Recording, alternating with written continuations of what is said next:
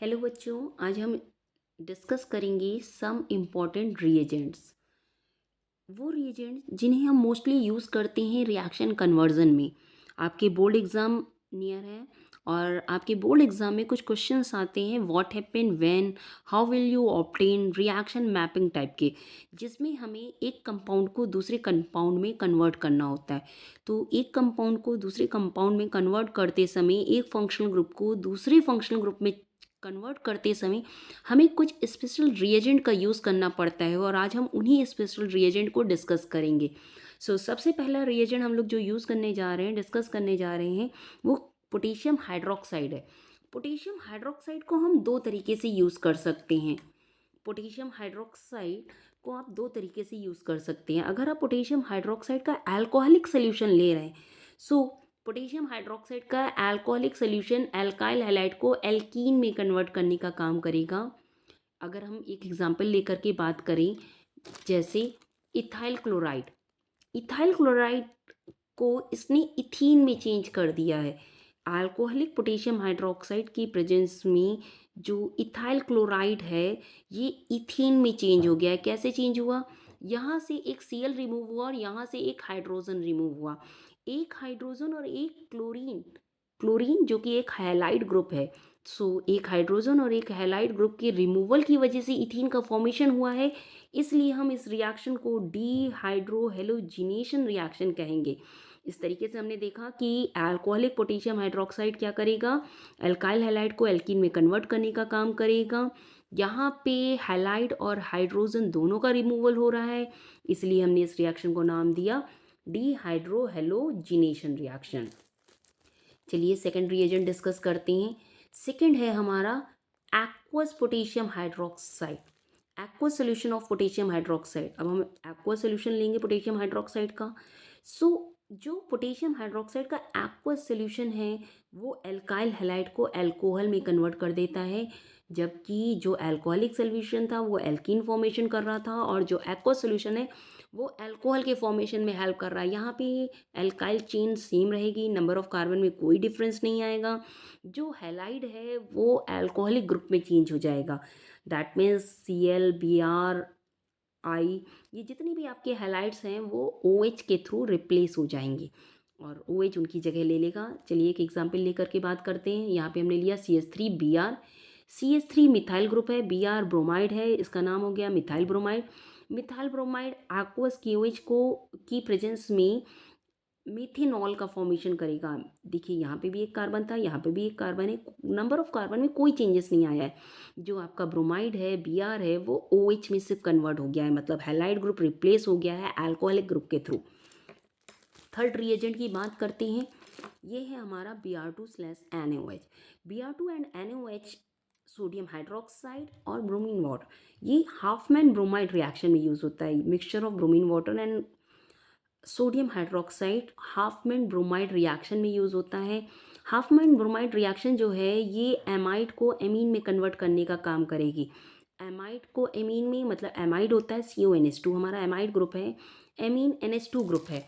यहाँ पे जो CONH2 है वो आपका वो NH2 में कन्वर्ट हो जाएगा। CONH2 आपका किस में कन्वर्ट हो जाएगा?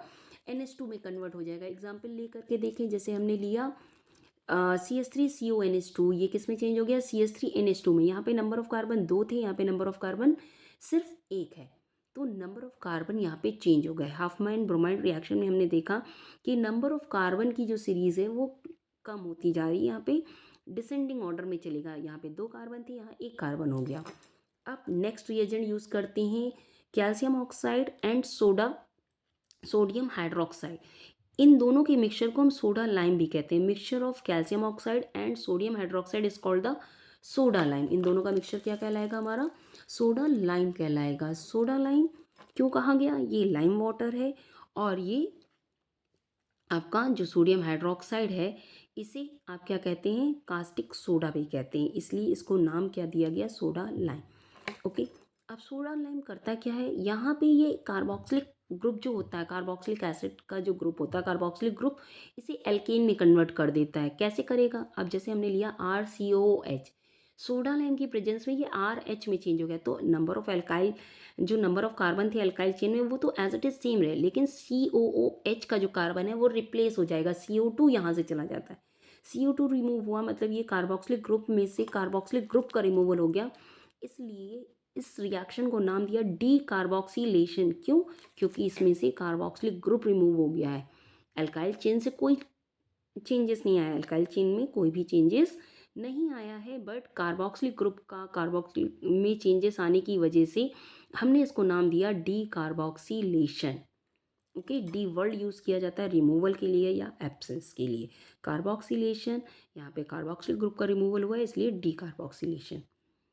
नेक्स्ट रिएजेंट की बात करें, N3H in the presence of concentrated H2SO4। N3H is a hydrazoic acid. N3H का नाम क्या है? Hydrazoic acid. कंसनट्रेटेड H2SO4 की प्रेजेंस में जब हाइड्रोजोइक एसिड की रिएक्शन कराई जाती है किसी भी इनमें से किसी भी ग्रुप से, तो ये उन्हें एमीन में ही कन्वर्ट करेगा। जैसे कार्बोक्सिल ग्रुप भी एमीन में कन्वर्ट हो जाता है, एसिटिल क्लोराइड भी एमीन में कन्वर्ट होगा, और जो हमारा एस्टर है वो भी एमीन में ही कन्वर्ट होगा। सो यहाँ पे नंबर ऑफ कार्बन में भी चेंजेस आता है, डिसेंडिंग सीरीज को बताएं ये रिलेट करता है। ओके, ये जो आपकी हाइड्रोजोइक एसिड का यूज़ किया गया है in the presence of concentrated H2SO4, ये सिमिट रिएक्शन कहलाता है। ये आपका क्या कहलाएगा? Schmidt reaction. सिमिट रिएक्शन में हाइड्रोजोइक एसिड का यूज़ करेंगे, कंसनट्रेटेड H2SO4 की प्रेजेंस में करेंगे, ये कार्बोक्सिलिक ग्रुप को एमीन में चेंज करेगा, एसिटिल ग्रुप को भी आपके एमीन में चेंज करेगा। ठीक है, एसिटिल हैलाइड्स ग्रुप जो ग्रुप है उसे भी एमीन में चेंज करेगा, और एस्टर को भी एमीन में चेंज करने का काम करता है। चलिए नेक्स्ट रिएजेंट देखते हैं हम। नेक्स्ट रिएजेंट है हमारा sodium metal. Sodium metal is also use as a reagent, इसे भी हम रिएजेंट की तरह यूज़ करते हैं, लेकिन अगर इसकी रिएक्शन ड्राई ईथर की प्रेजेंस में कराई जाती है, ये वुड्स रिएक्शन में यूज़ होता है सोडियम मेटल।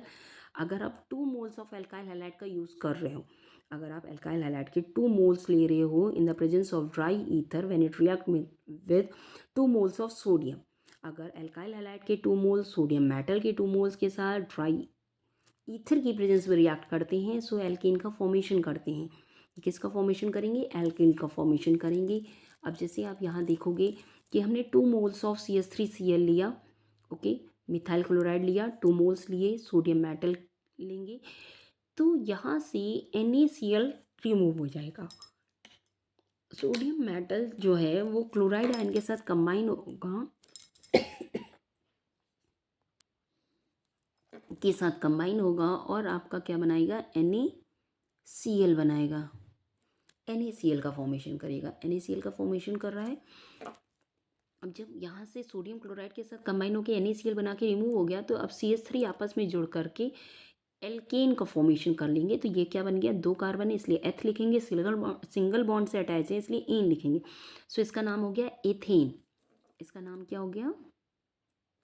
एथेन। और इसका नाम क्या है? Methyl chloride.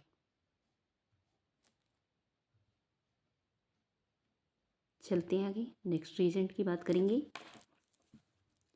नेक्स्ट है K2Cr2O7 पोटेशियम डाइक्रोमेट। अगर आप इसका यूज़ कर रहे हैं in the presence of concentrated H2SO4, ये ऑक्सीडाइजिंग एजेंट की तरह यूज़ होता है और ये ऑक्सीडेशन में हेल्प करता है। Alcohol after oxidation change into aldehyde, and aldehyde after oxidation change into acid. Oxidising agent alcohol को एल्डिहाइड में, प्राइमरी अल्कोहल को, ये चीज़ ध्यान रखिएगा, primary alcohol always converted into aldehyde. Okay, primary alcohol always converted into aldehyde, but secondary and tertiary alcohol converted into ketone. अब ये जो एल्डिहाइड है ये किस में कन्वर्ट हो जाएगा after oxidation? Acid. Example, CH3OH को हमने कन्वर्ट किया, इसका ऑक्सीडेशन अगर आपने कराया, after oxidation alcohol change into aldehyde, क्या बन गया? CHO। नंबर ऑफ कार्बन एक यहाँ थे एक यहाँ है, नंबर ऑफ कार्बन में कोई भी चेंजेस नहीं आएगा, दैट इज अल्काइल सीरीज में कोई चेंजेस नहीं आ रहा है, जितने कार्बन यहाँ थे उतने ही है, बस OH जो है वो CHO में चेंज हो गया। Same in place of aldehyde, aldehyde में नंबर ऑफ कार्बन कितने थे, 2 थे, नंबर ऑफ कार्बन यहाँ पे भी 2 हैं, बस एस्टल्डिहाइड किस में कन्वर्ट हो गया, एसिटिक एसिड में। CH3CHO का नाम होता है एसिटल्डिहाइड, इसका नाम है एसिटल्डिहाइड और इसका नाम है एसिटिक एसिड।